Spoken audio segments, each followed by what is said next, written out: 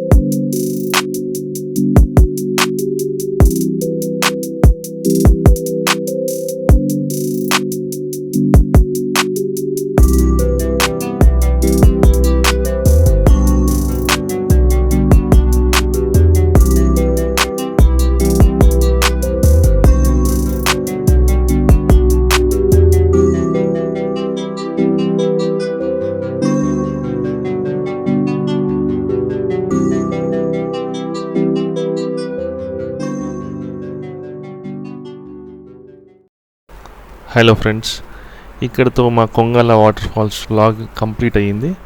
యాక్చువల్గా మేము లేట్గా బయలుదేరాము. మేము కొంగాల గ్రామం రీచ్ అయ్యేసరికి ఈవినింగ్ 4:30 అయ్యింది.